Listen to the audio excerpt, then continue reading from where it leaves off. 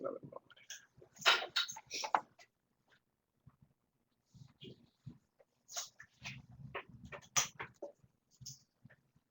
All right, we'll go ahead and start.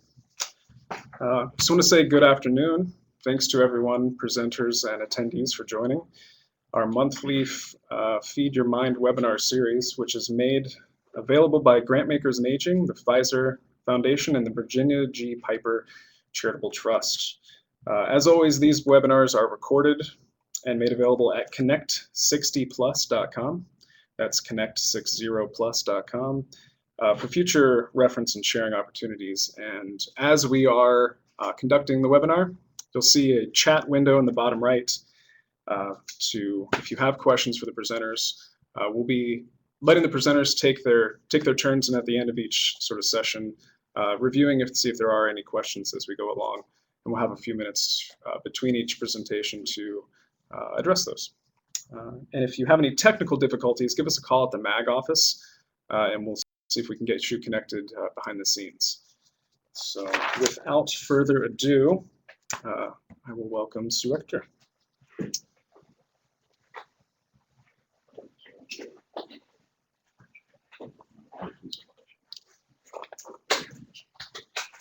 Thank you, Tony. Good afternoon, and thank everyone for joining us today at Connect 60 Plus webinar. Our topic today is Aging in Place with Dignity through Vibrant Volunteer Programs. We're here today representing 8 great organizations referred to as the Network of Volunteer Nonprofits Serving Seniors. Our programs help promote aging in place in Maricopa County by recruiting and training caring volunteers and matching them with elders and adults with disabilities who can no longer drive. These organizations are Neighbors Who Care, serving Sun Lakes and South Chandler; About Care, serving Chandler and Gilbert; Wyopus, serving Ahwatukee; East Valley Adult Resources, serving Tempe, Mesa, Apache Junction, and Gilbert; Verde Cares, serving all Verde communities; Foothills Caring Corps, serving Carefree, Cave Creek, North Scottsdale, and Phoenix; north of Jomax; Duet, serving Phoenix, Fountain Hills, Glendale, Peoria, Paradise Valley, and Scottsdale; and Benavia, serving the Northwest Valley. So before we begin our program, let me start by asking a few questions. Is the Earth really round? Why is the sky blue? How many miles is the moon from Mother Earth? These answers to questions can easily be looked up on Google. We hope to answer other types of questions you may have for us as you partake in our informative program. We hope to enlighten you about the services that are available to the residents of the cities we serve. Again, we serve people who no longer drive, who live in their own homes, apartments, or condos, and who could benefit from the services of these nonprofits so they can continue to live independently in their own places. We will first highlight those we serve, and we refer to them as neighbors or clients. This group will then be followed with information about those who provide these services, our volunteers, followed by our communities, and closing with the financial benefits of our services. We'll begin our time today with Linda Yoakum from Wyopus, that serves Ahwatukee, and Deborah Detterman from Foothills Caring Corps. Ladies.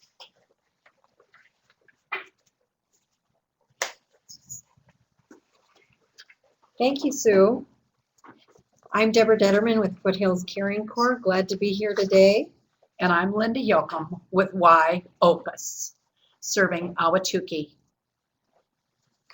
Well, when talking about our network of volunteer nonprofit organizations, we're often asked all kinds of questions.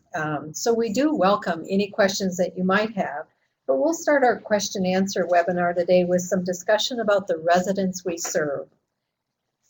Linda, what populations do the network of volunteer nonprofits serve?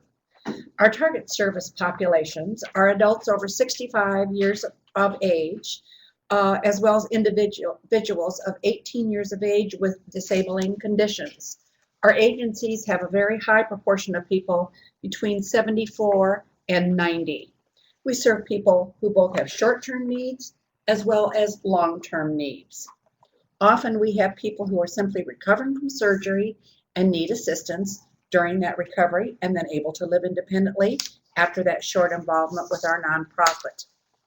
Our network of nonprofits call our participants either neighbors or clients, a whole concept of neighbors helping neighbors.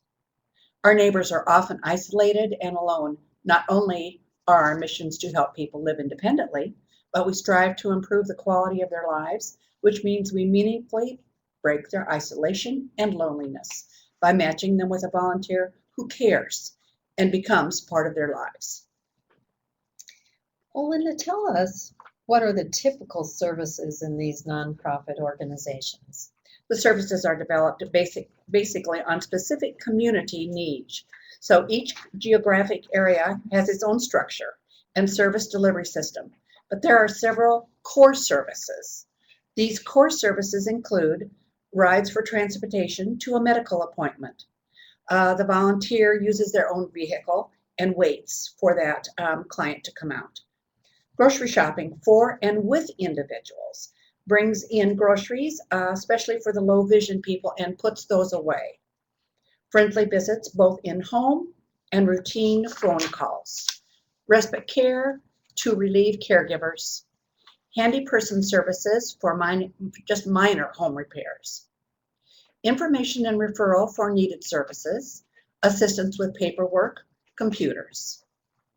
You know, some examples of that, Linda, are the handyman services where oftentimes people are in wheelchairs and they need to get in and out of their homes. So sometimes our handy people actually do put those ramps together and build those for our folks.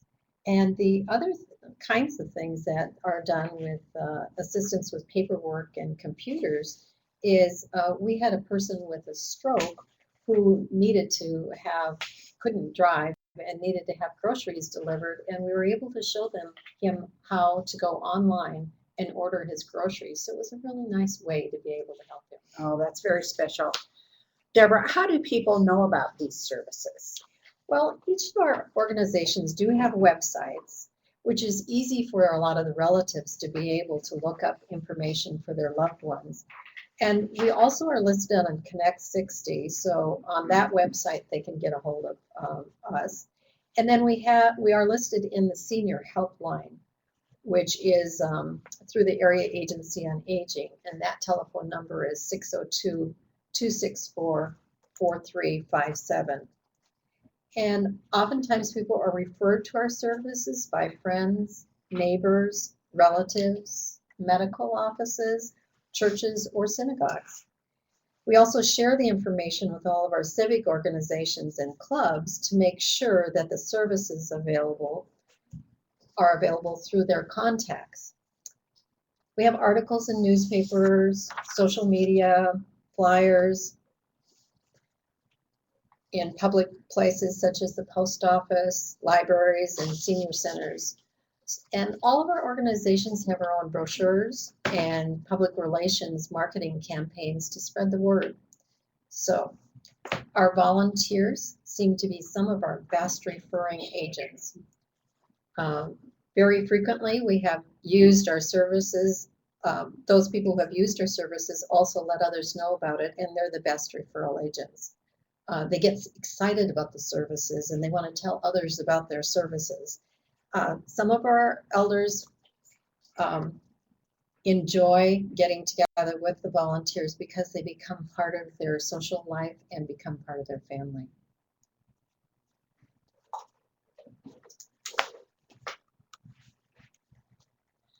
How does the elder or person with a disabling condition start receiving these services, Deborah?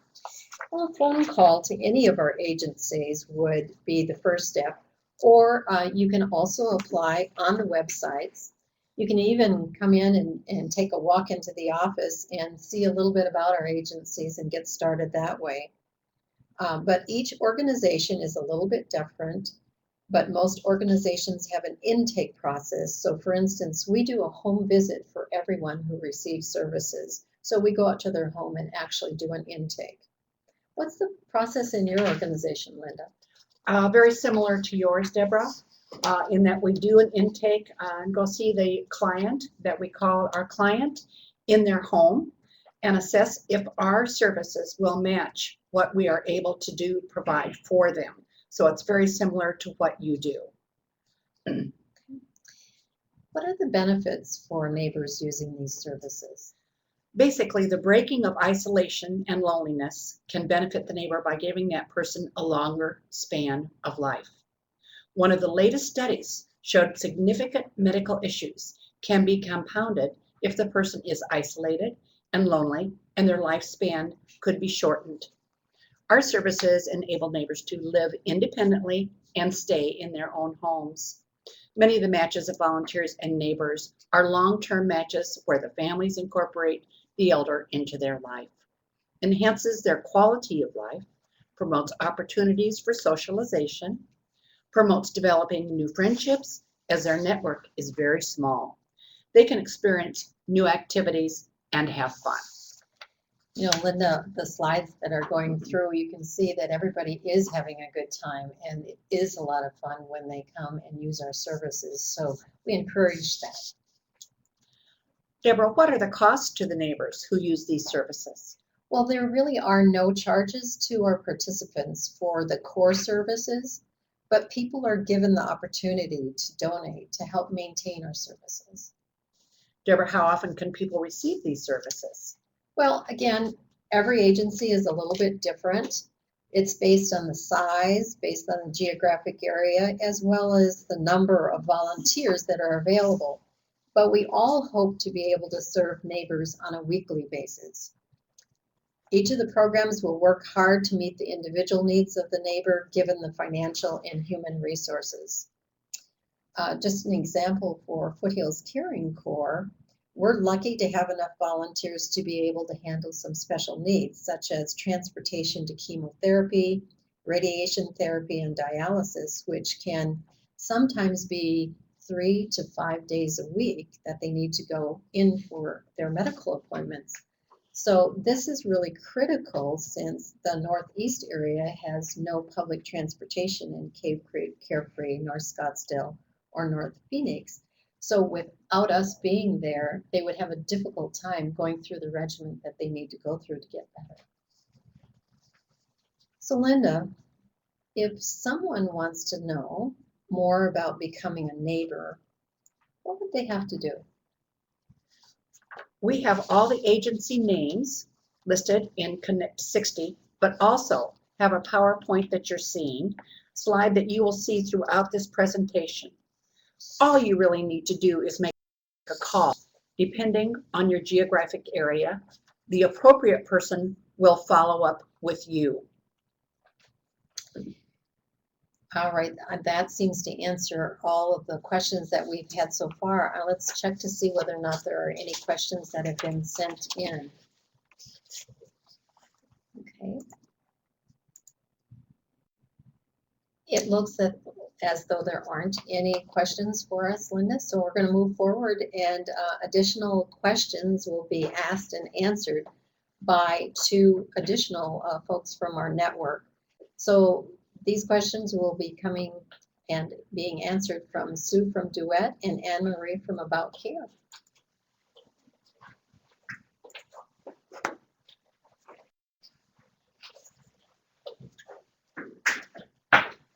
Good afternoon. My name is Anne Marie. I'm from About Care. Thank you, Linda and Deborah. Excellent presentation on clients or neighbors. We always look forward to talking about volunteers, don't we, Sue? Oh, we do.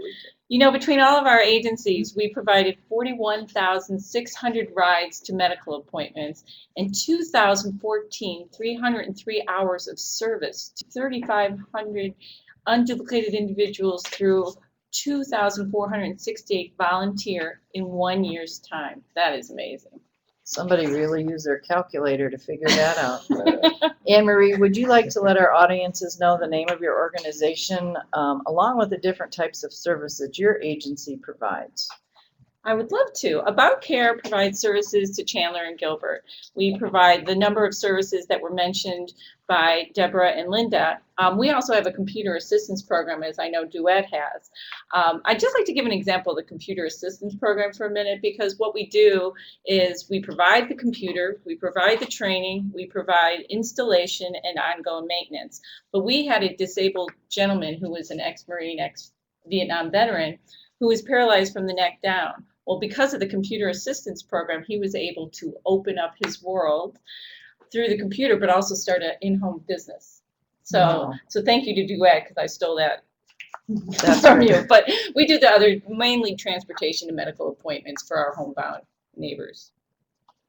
Okay, Sue, how about your organization?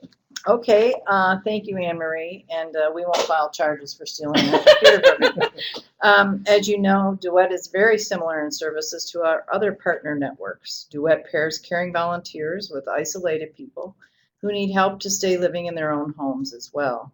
Volunteers may serve during the day and evenings or on weekends. Children may even join their parents. That's great. The services we provide one time a week are grocery shopping, rides to medical appointments, friendly visiting and phone calls, computer assistance, respite care, paperwork assistance, and life stories. That's a great program. A few of our network partners also deliver meals. Every volunteer that I've ever talked to has always said they get more out of volunteering than they give. Volunteers feel connected, and serving others can be very rewarding. I agree with you, Anne Marie. Volunteering helps both those being served as well as the volunteers themselves. Volunteering is a healthy activity that for some keeps isolation at bay. It benefits those being served in a similar way. I know that my volunteers are part of our family and become part of the client's family as well. Exactly. Some folks may wonder what the qualifications for volunteering are. Motivation and commitment are two important factors. Specific qualifications can also depend on the type of volunteer work an individual wishes to provide. I think all of our volunteers have a heart filled with kindness and compassion, and they are devoted to those they serve. Anne Marie, what is the process you use to vet your volunteers? Well, as mentioned earlier, we do a lot of public relations to try to get the community involved in our organization. We do reference and background checks on all our volunteers.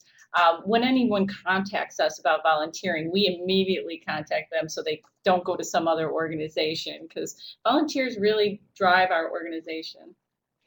What process do you use at Duet? Well, all of our volunteers receive background checks as well as level 1 fingerprinting. And we all do the same sort of background checks, I believe. So what types of responsibilities do your volunteers have? First of all, like all of our volunteers, they are the eyes and ears of our program. They are asked to notify the office of any physical or cognitive changes that they may encounter with those that they serve. When they're driving those in their vehicles to their appointments or shopping, volunteers make sure that the individuals are safely helped in and out of their cars. Again, we don't do hands-on, so it would be just making sure that they are safe entering and exiting the vehicle. Do you provide your volunteers with similar opportunities and responsibilities at About Care? Yes, we do. They really are the heart of our organization, and we wouldn't know if the client is, getting worse or unable to live alone. The goal is to remain independent in their homes as long as they can. As far as times and how often a person can volunteer, I believe that our programs are pretty similar. The volunteers choose the service they wish to provide, as well as the days and times that they wish to volunteer. We do not limit the number of services during the week. It's all volunteer-based. Okay.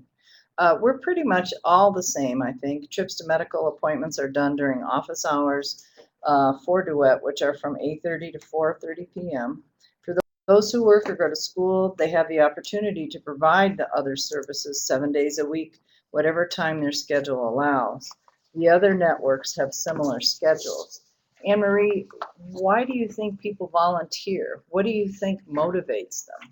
I really believe people volunteer for a variety of reasons. One, they want to give back to their community. They may wish to share a skill, learn something new, to feel good about themselves, to be part of a team. and to stand up and be counted. They can also teach their children the value of volunteering by setting a good example. Also, we find a number of people have had a similar experience with their parents or grandparents, and that's a real motivation to help someone else that they saw have that problem. That's right. We teach, it goes down from generation to Does. generation.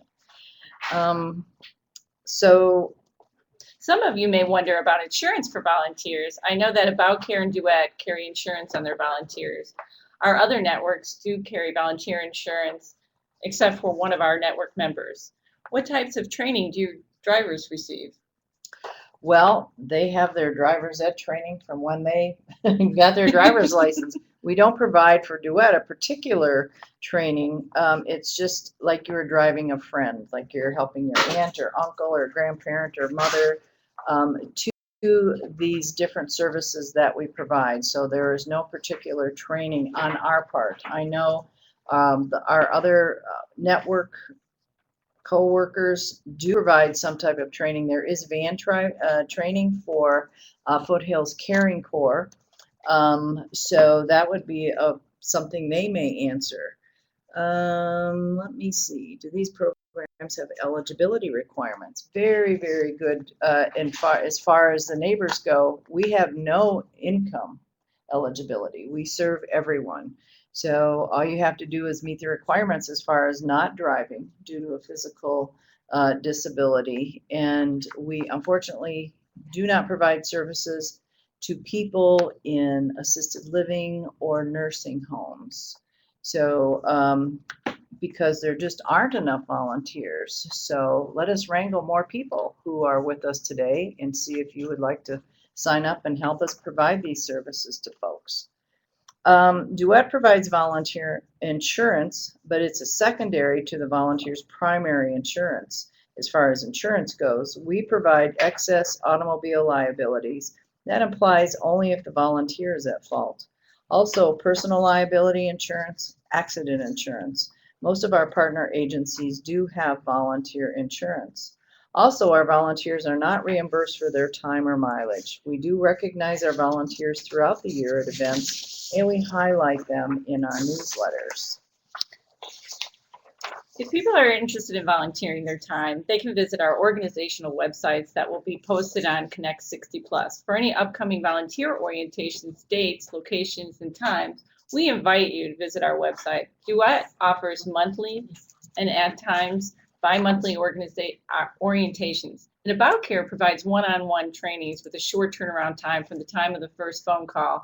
We all have similar situations with our orientations. How do you match volunteers with clients for special needs, shopping, etc.? Well, the neighbor will call into our office and tell us what service they're looking for. When a volunteer attends an orientation, we do ask them, what is your past history as far as work or hobbies or things like that. And if we find that a volunteer has similar interest as a neighbor, then we try to match them if they're living in the same specific area or close by and match them. And that has worked for us very, very well. That's nice.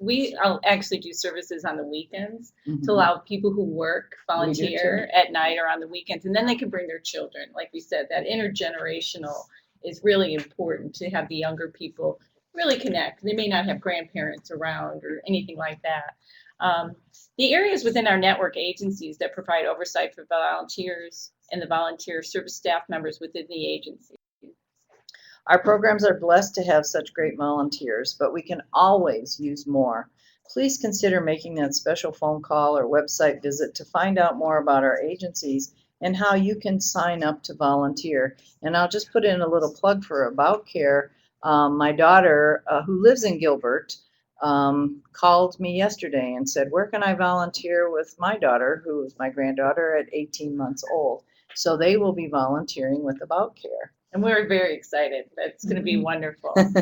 We'll now turn our program over to Jane Brzez from Benavia and Mark Amat from East Valley Adult Resources. Okay.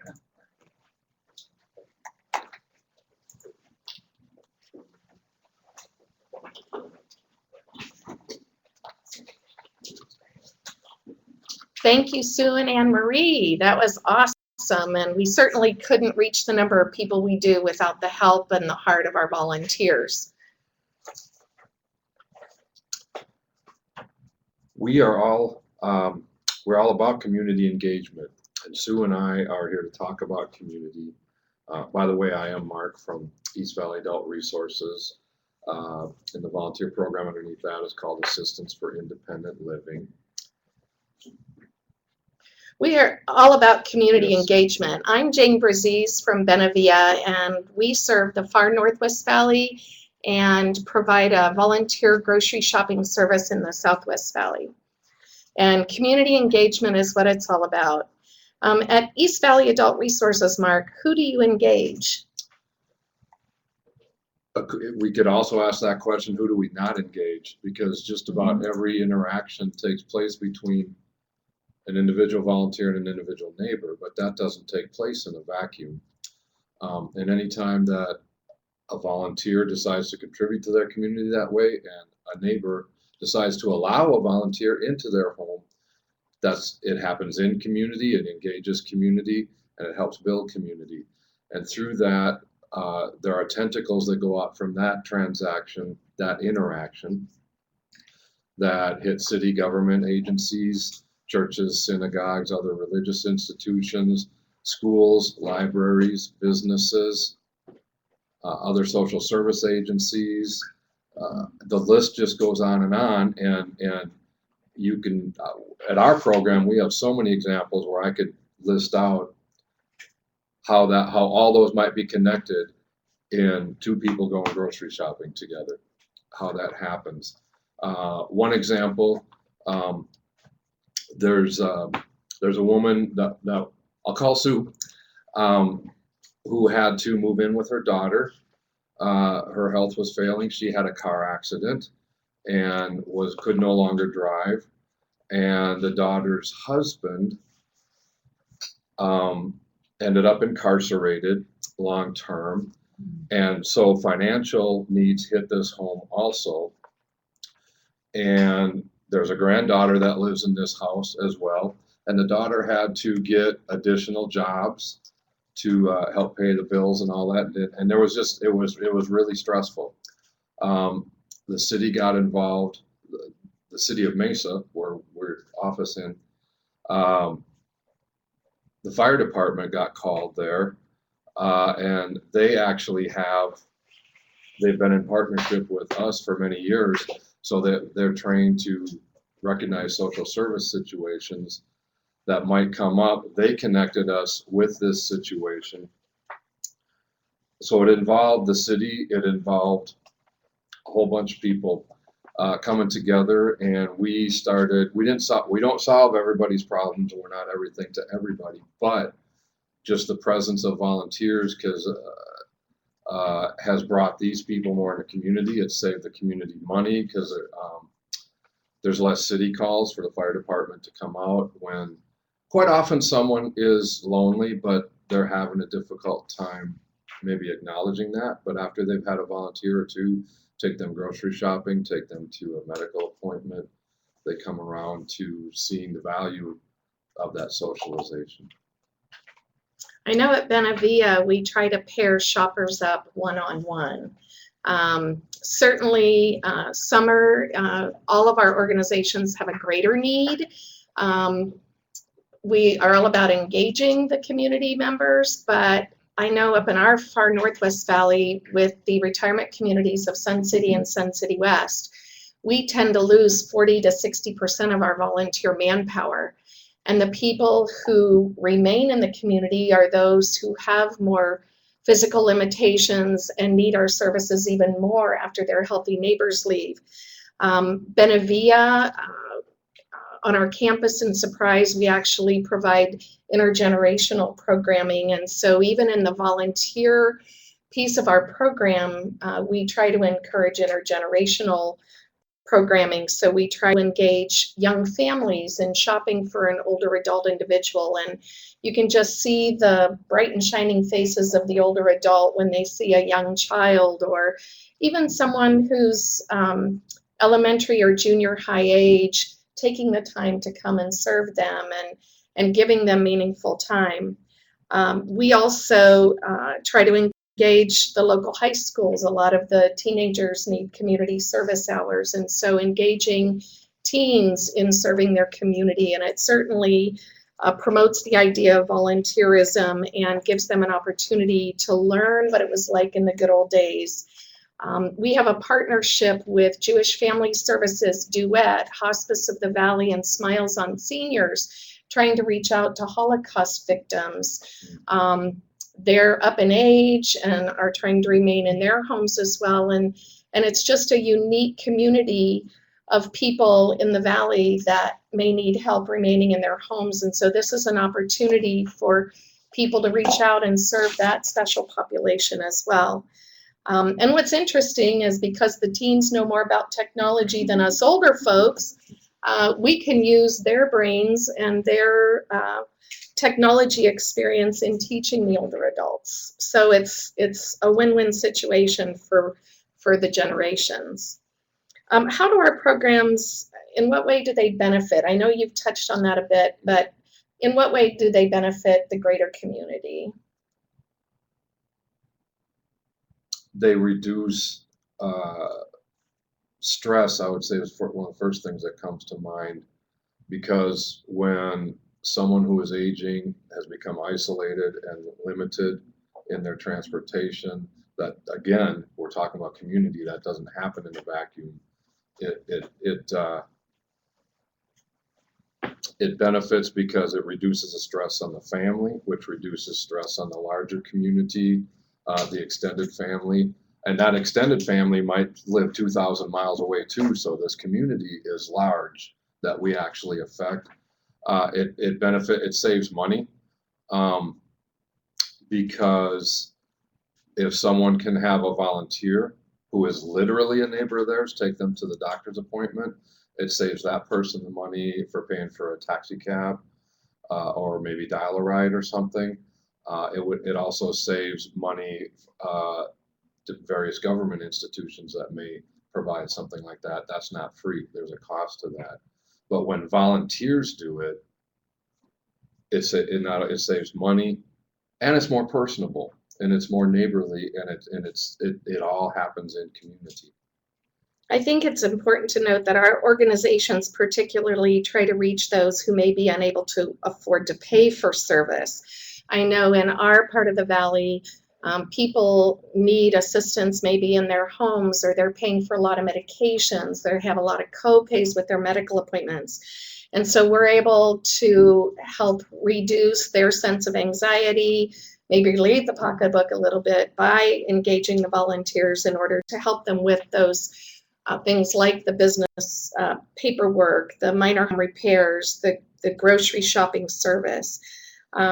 Many seniors or those with disabling conditions are socially isolated. I know Deborah shared with us recently at one of our network meetings about how social isolation and loneliness can really, really impact a person's health in a negative way. And so, as you mentioned, just connecting the individual client or neighbor with a volunteer, it gives meaning to the volunteer's life, it gives meaning to the neighbor or the client's life, and reduces that sense of isolation or loneliness that they may feel.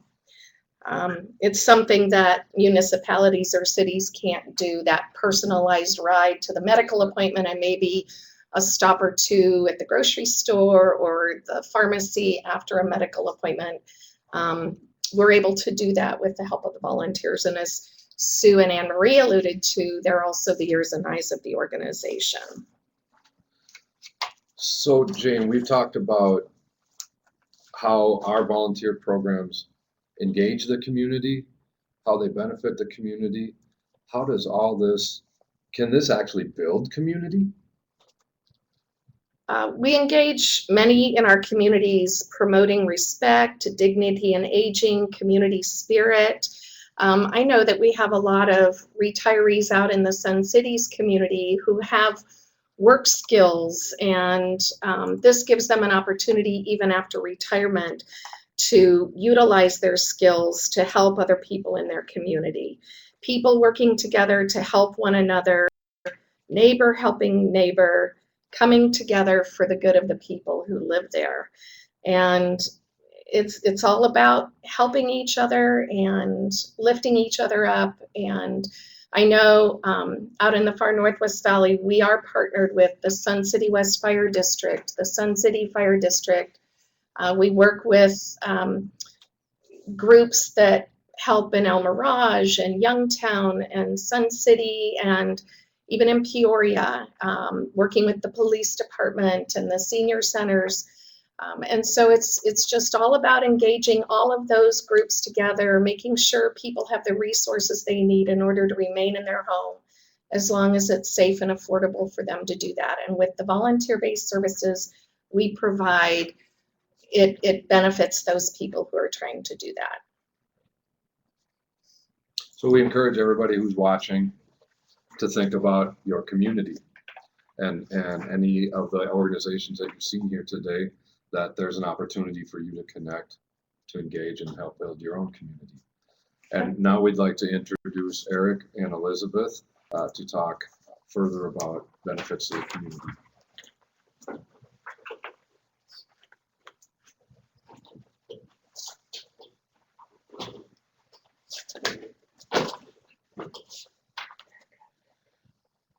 Good afternoon. I'm Eric East from Neighbors Who Care.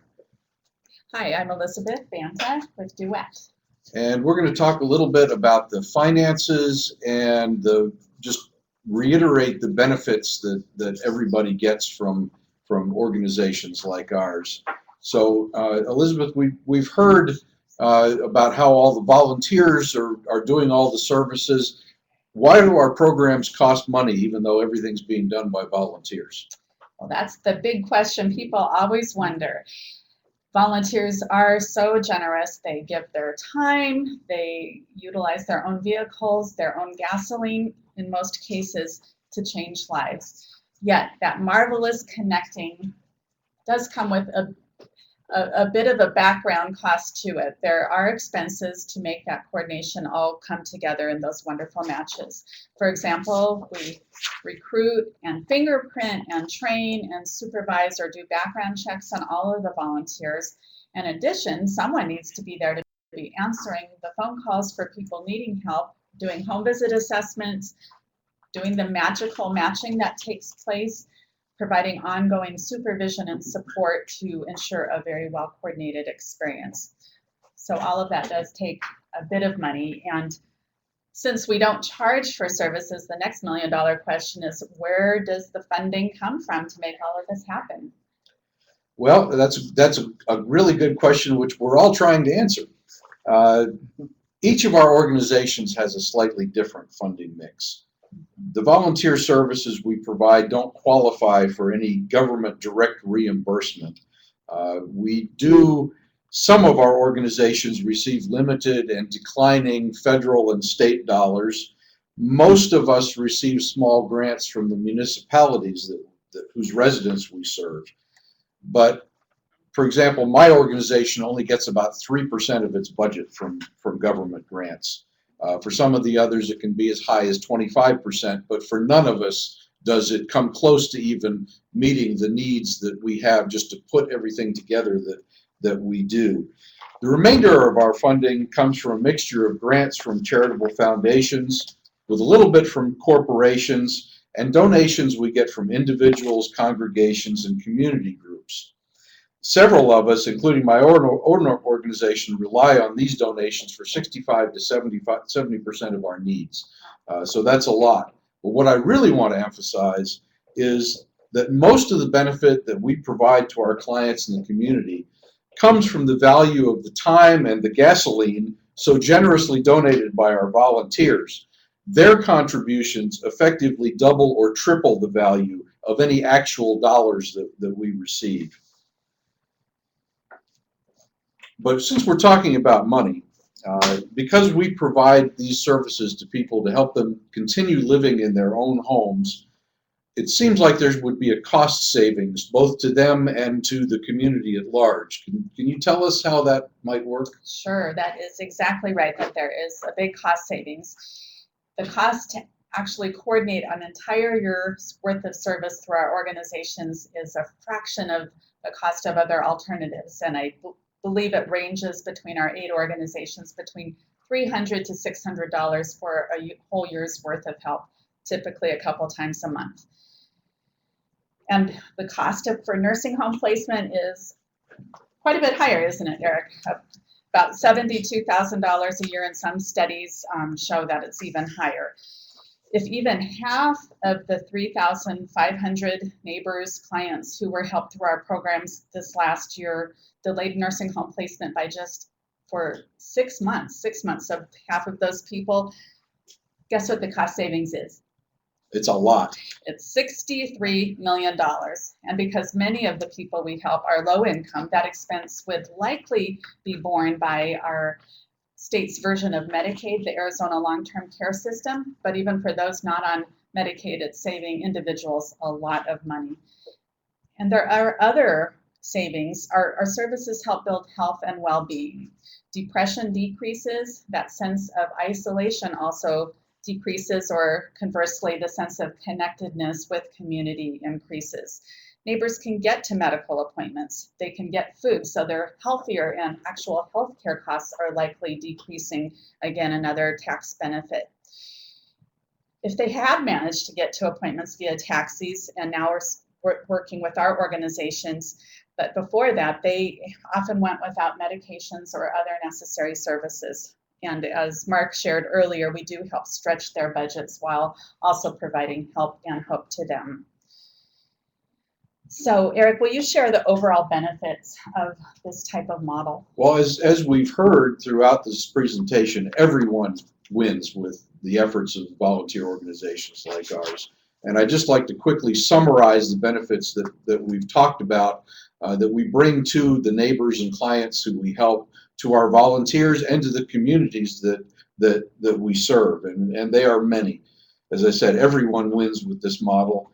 Our neighbors, our clients, the people that we help receive, and they're the people that we're set up to do all of this for, receive so many benefits. They're able to remain living in their own homes.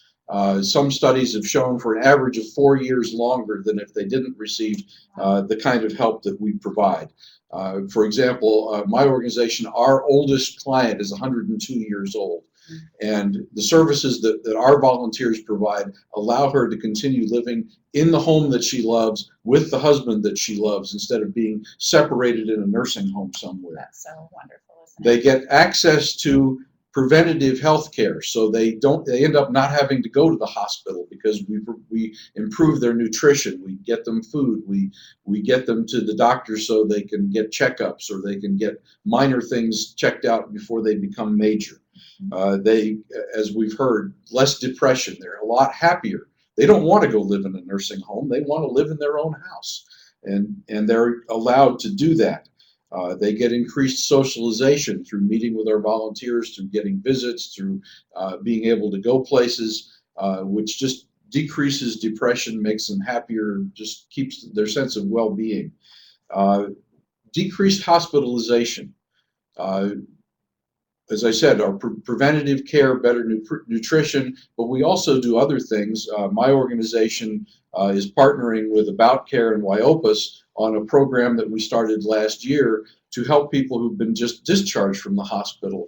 And it has radically reduced the need for them to go back in the hospital. That's remarkable. So it's just so many things. A lower financial burden. A lot of the people that we serve are low income. They really need our help just to be able to continue living. One of the people that we help, she's 85 years old. She's partially paralyzed due to a brain tumor. We take her to radiation therapy. We take her to physical therapy. We take her meals. She literally could not continue living without being put in an institution somewhere without our help. She has no financial resources. And the families who gain from it. We constantly get letters from family members out of state saying, thank you for helping my mother live the life that she loves, and giving us peace of mind. So we help them in so many ways, but our volunteers get so much out of it as well. They get a sense of purpose. One of my volunteers continuously tells me he's in his early 70s and driving these other people to where they need to go makes him feel like a teenager again. They get to make new friends, hear amazing stories. The people that we serve all have a wonderful story to tell. One of our clients was an Army photographer in World War II, and he took the official photographs of Dachau and the Potsdam Conference. That brings to mind to me that the individuals who receive the volunteer help, it's definitely not a case of one person giving, the other person getting, and not having an interaction. It's very much a level field because those fascinating individuals are enriching the lives of the volunteers with their stories. So I'm glad you pointed that out. And one of the big things is that the volunteers get is they know that they're building an organization that's going to be there when they may need help. We all have volunteers who are no longer driving people to the doctor. They've moved over to the passenger seat as they've aged. So they're keeping, it's a pay it forward model. But the community also benefits. Just the community spirit that's built, the sense of citizen engagement. There's less demand on emergency services. We keep people healthy so they don't have to end up calling an ambulance. There's less demand on the group homes and assisted living centers that are now becoming overcrowded. There's actually, because of the cost savings, there's a lower tax burden. We don't have to pay that $63 million as taxpayers. And it actually increases your property values. In our area, the realtors sell houses in our area based on the fact that our organization is there, able to serve people. So we actually create a community that helps people care for each other. We've talked a lot about all the multiple organizations here. How do we fit in with each other, as well as other organizations in Arizona and nationally? Because I know that there have been questions that have come in. How do we all work together? Exactly. Well, in Maricopa County, our 8 organizations informally have named ourselves the Network of Volunteer Nonprofits Serving Seniors. It is a beautiful network because we each serve different geographic areas, unduplicated service.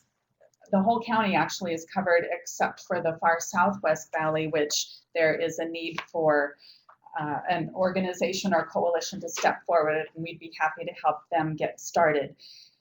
So the unduplicated nature of how we're structured, as people have been able to see on the map, means that we're not competing for volunteers or really confusing referral sources about who to call.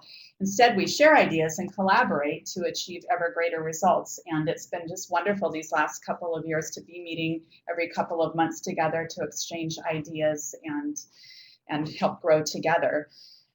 Nationally, there is an entity called the National Volunteer Caregiver Network, and they exist to promote the development of just these very kinds of programs. They believe that every community deserves to have this type of model in place. The model has been so effective that the Robert Wood Johnson Foundation quite some time ago provided seed dollars that helped many of the organizations around the table as well as around the country get started. In fact, 1,700 of them.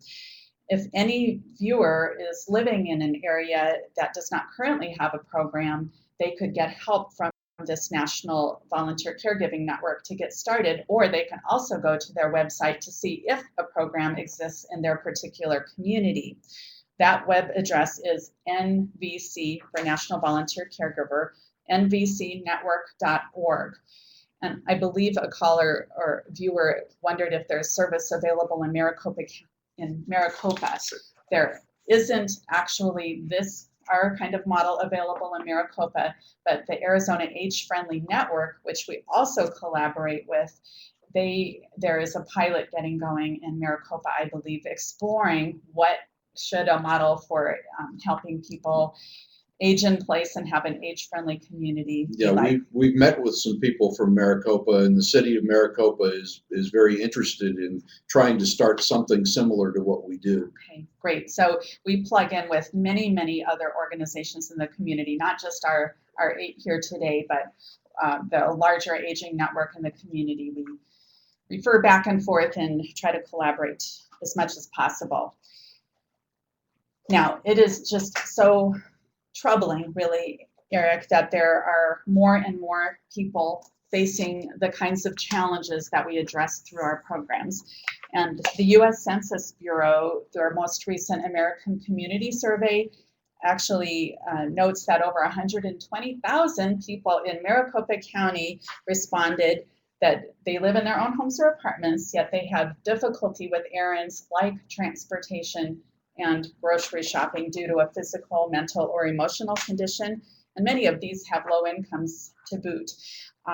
So this model works. We're helping lots of people, but we're not helping everyone. And maybe many of them don't even know that we exist. 3,500 out of 120,000. So what can be done to increase services?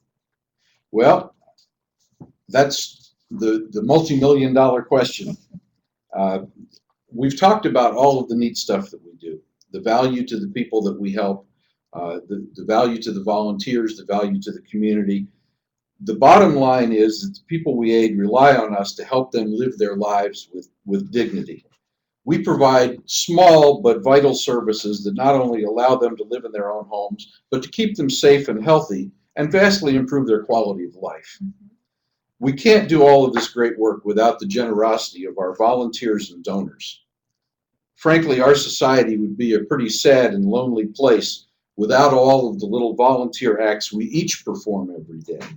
Every act of kindness, every expression of selflessness makes our world a little better. And not just for the people we help. Numerous scientific studies have shown that people who volunteer are happier, healthier, and even live longer than the people who just sit at home watching Oprah. And we see it in the faces of our volunteers every day. We really do. All of us do. So here's the pitch we'd like to leave you with. We want to help you reduce your stress, get some exercise, get out of the house, fill those vacant hours, and just feel good about yourself. We have hundreds of your homebound, disabled, and frail friends, relatives, and neighbors who are just waiting for you to lend a hand.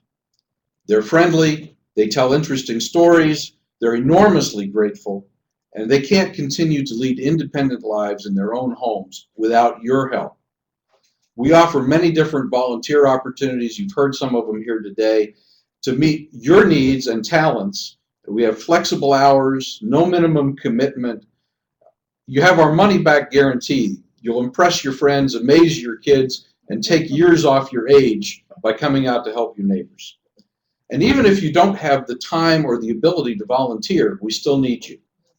You've heard how a large portion of our funding that keeps us in business comes from individuals just like you. Government and funding and foundation grants are declining, and we simply can't grow to meet the ever-increasing needs of our rapidly aging population without your help.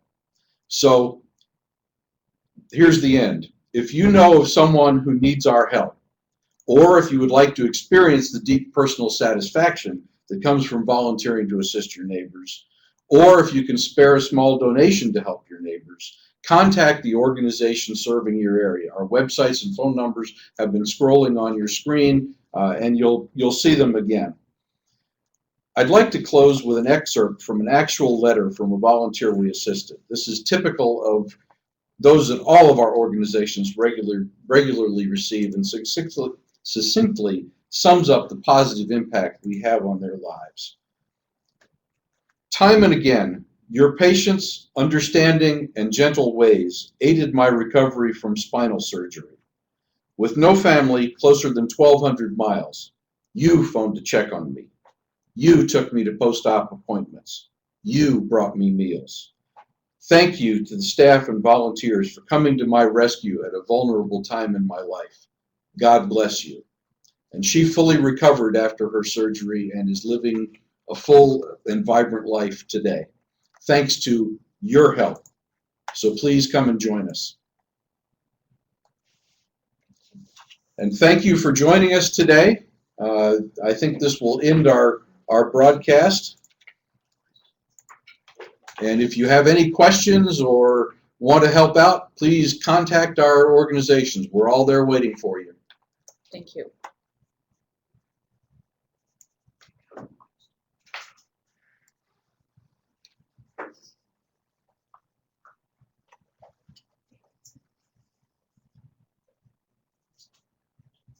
Looks like we're still getting 1 or 2 questions in, so maybe we're not going to cut the camera immediately.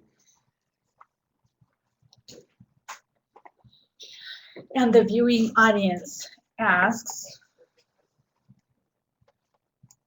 How do you recommend starting a volunteer program? okay, typically what is recommended is to gather a coalition of people from the local community representing a blend of sources. Often congregations are a starting point, and then working together with the local municipalities and any other service organizations, getting together around the table and sharing responsibilities. That National Volunteer Caregiver Network website has a how-to kit within their website to give guidance. In addition, MAG, through the Arizona Age Friendly Network, is a great resource as well. Any of our organizations too would be happy to talk with anyone to share how we specifically are structured, our training materials, our commitment sheets for new volunteers, all of that we freely share. And we all do that. We're not competitive. There's more need out there than any of us can fulfill. So yes, get together with your friends and neighbors, your local congregations, your local Rotary and Lions clubs, and whoever else is willing to help you get started and just get going. If you do live within one of the service areas of our existing programs, we'd love you to join forces with us to help build the existing services. And one more question. Yes, we encourage viewers to call any of the organizations here, as I noted, and we'd be happy to help. We all interact with each other. If you happen to call the organization that is not serving the area you live in, we will generously refer you to our sister organizations. We do that all the time. All right. Thank you.